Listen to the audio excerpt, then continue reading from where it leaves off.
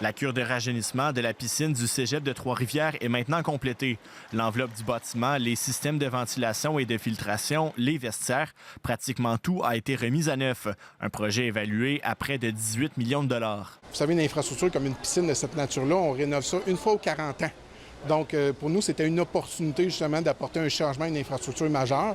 C'est tout Trois-Rivières qui va en bénéficier. Ça rend Trois-Rivières et le cégep beaucoup plus attractifs.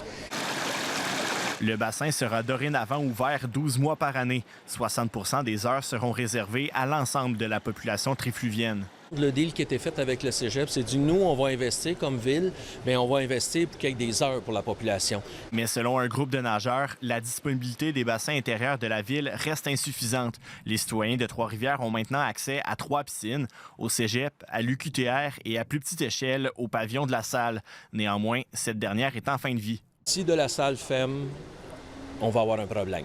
On est déjà dans le trouble. Il manque des horaires, il manque de disponibilité, on est serré. Mais il y a des équipements que les 2 piscines, même si elles sont rénovées, elles n'ont pas.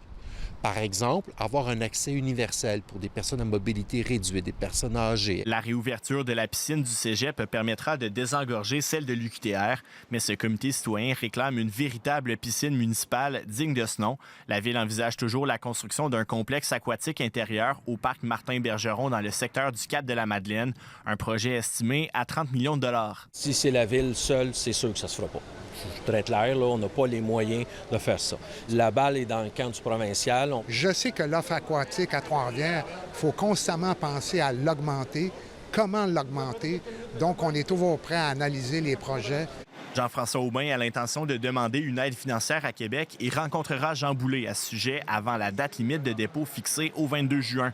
Ici Charles Boisvert, Radio-Canada, Trois-Rivières.